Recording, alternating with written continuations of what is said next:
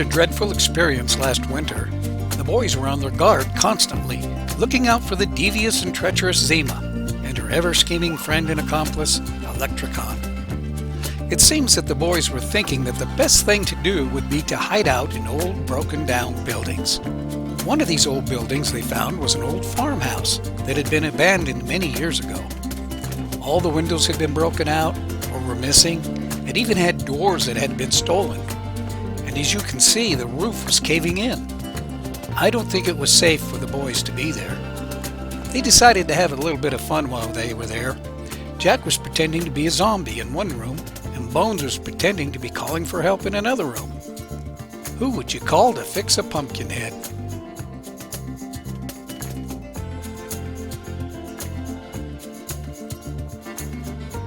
As they traveled around from one old broken-down building to the next, they discussed what they might do to keep away from her. Since she is called the Winter Witch, they thought that the best place to be safe would be to take a long vacation into the desert. There were many deserts they could have chosen to go to, but they chose the Great Desert, simply because it was the furthest away from the land of the Winter Witch. The first place they stopped was at an old house on the edge of the Great Desert. Here they made their plans and decided to go see some ancient ruins. The Great Desert is not called great because it has great or famous ruins, like the pyramids or the Sphinx, but it is called the Great Desert because of its size. After many days of constant searching, they did find these ancient houses that were barely standing. They were still very concerned that the witch would still be able to somehow get the cube. Bones continued his march around the cube while he talked Jack into sitting on the wall to keep a lookout.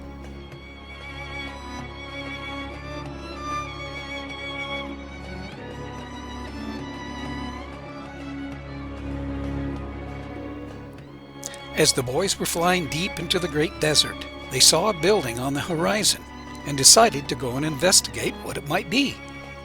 As they got closer and closer and the thing got bigger and bigger, they found that it was an abandoned castle, and it was in very good shape.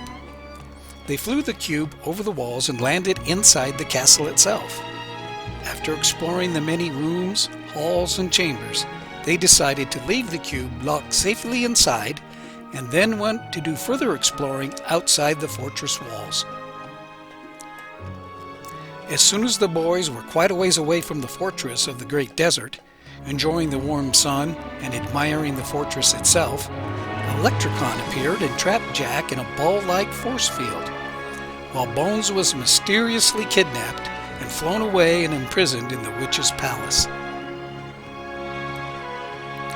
As Electricon released Jack, he told him that Bones was being held for ransom. The price to get Bones released was to bring the enchanted cube to Zeemah. If Jack ever needed help, it was now. Jack took the cube and flew to the mysterious mountain where he knew he would find Belina, the fancy-feathered witch. After listening to Jack, Belina told him he needed to walk into the eye of the mountain, and it would take him to the palace of Zeemah. Jack was afraid, but Belina told him, "Don't be a chicken, Jack." So Jack walked straight into the eye of the mountain.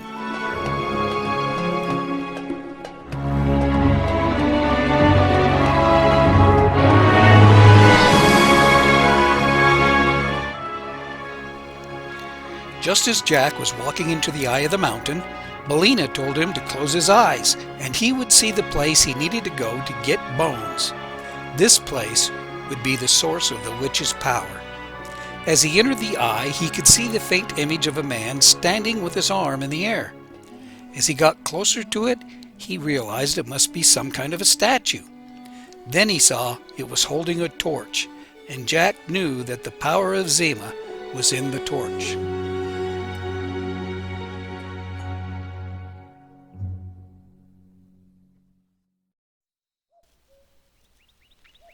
The figure that Jack saw when he was traveling through the eye of the mountain was indeed a statue, a huge statue.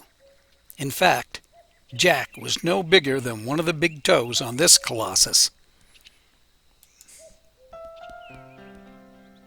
Under the statue was a huge building, and in that building Bones was held captive in a strange room, a room without windows or doors, just spooky, evil-looking statues and one giant framed mirror.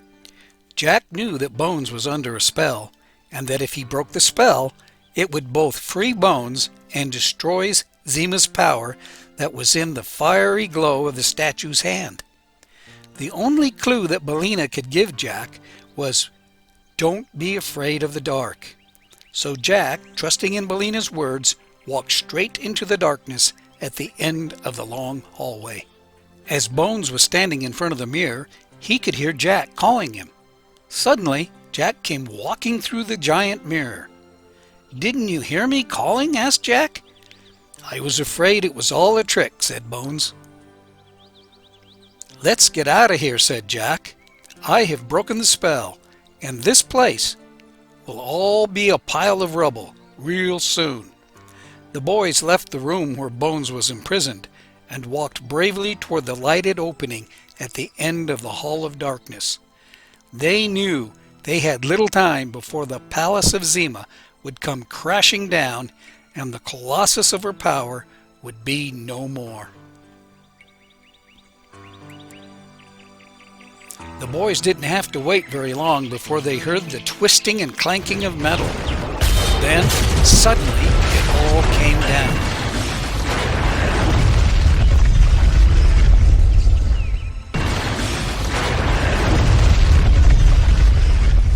As they watched, Jack was worried. He was worried because the light continued to glow even while it was lying on the ground. But then as he watched, it slowly went out. The boys and the cube were finally and forever safe from Zeemah, the Winter Witch.